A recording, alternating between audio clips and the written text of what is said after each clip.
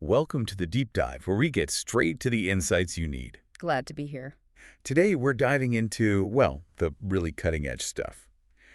PC components. Yep. Specifically, a graphics card that sounds like a beast.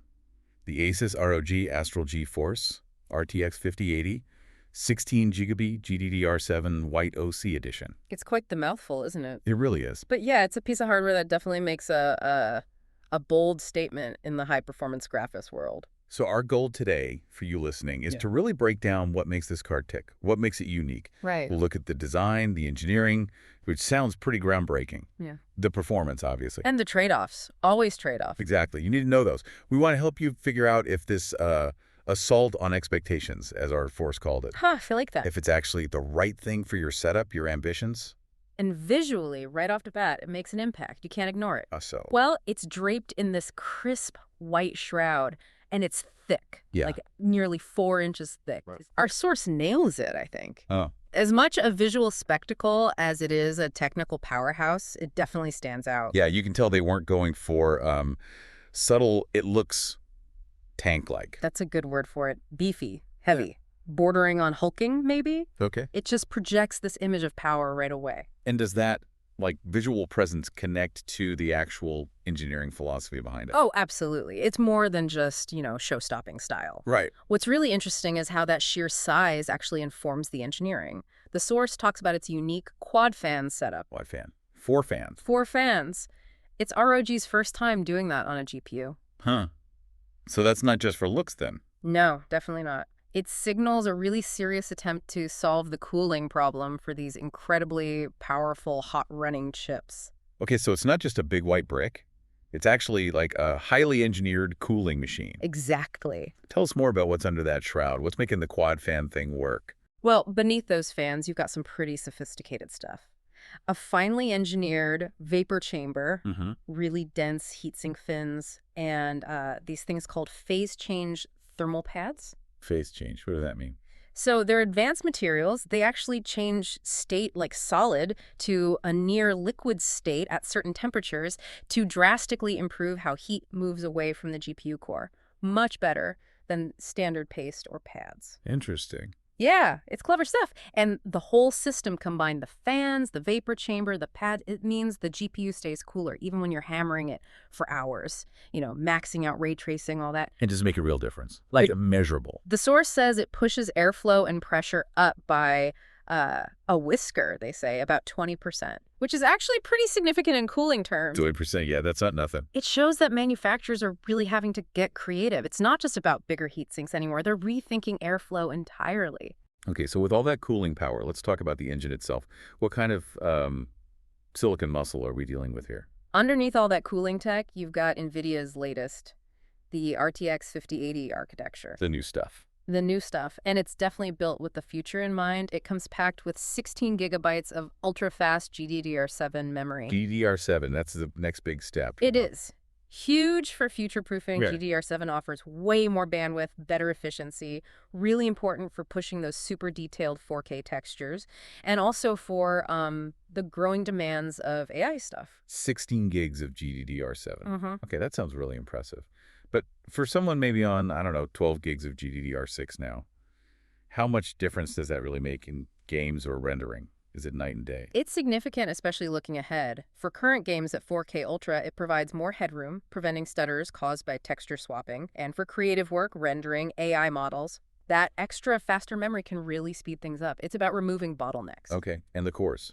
Speed? Numbers-wise, it's got over 10,700 CDA cores. And the speed, its boost clock is just under 2.8 gigahertz in default mode. Almost 2.8. Yeah.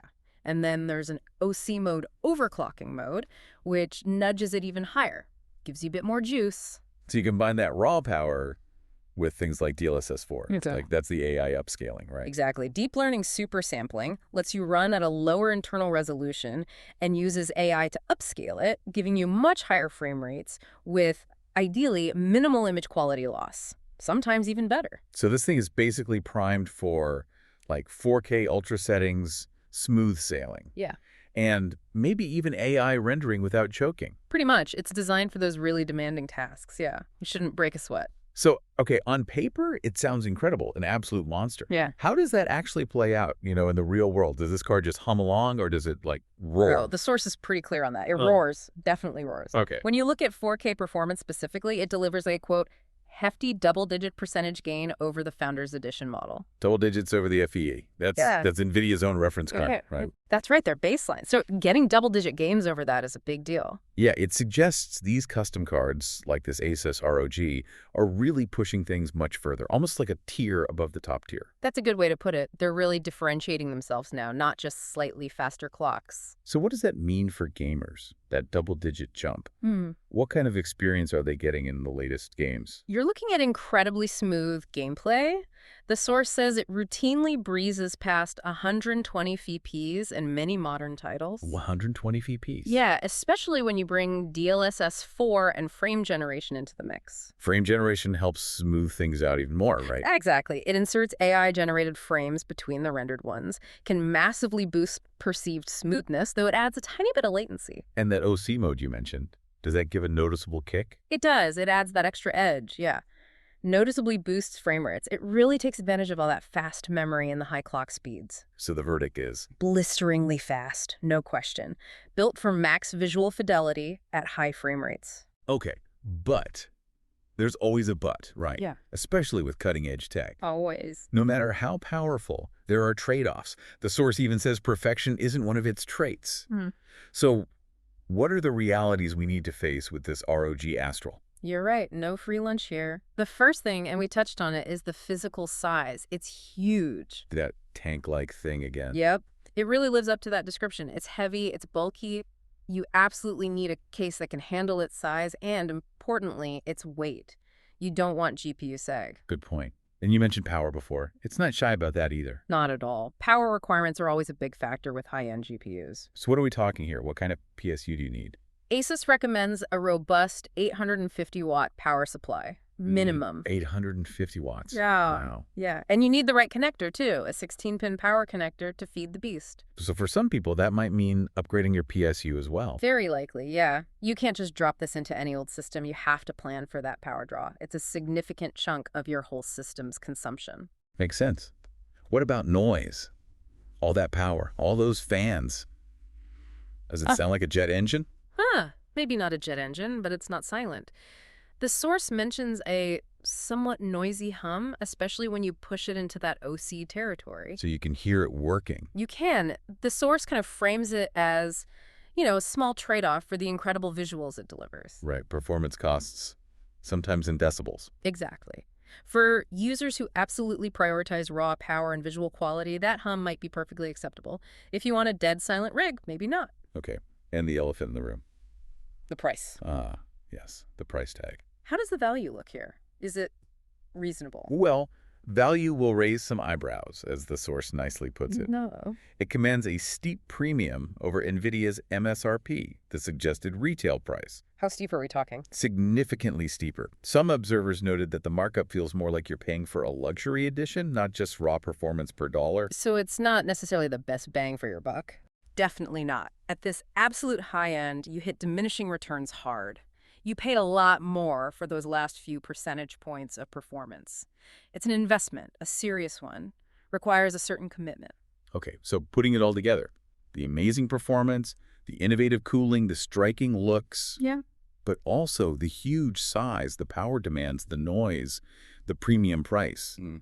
Who is this card actually for? Who's the ideal customer? It's pretty niche, honestly. The source suggests it's ideal for someone building, say, a really clean, white-themed PC build where aesthetics are paramount. Right, the white shroud fits that perfectly. Exactly. Or someone building an absolute top-tier 4K gaming rig, or maybe a high-end rendering workstation where time is money and performance is everything. So it's less about just upgrading your GPU. Yeah, it's more about making a statement with your entire build. A statement. A statement of what, exactly? Well, a statement that says uncompromised performance, heavy-duty capability, and definitely show-stopping style. It's about having the best, or at least one of the very best, and showing it off.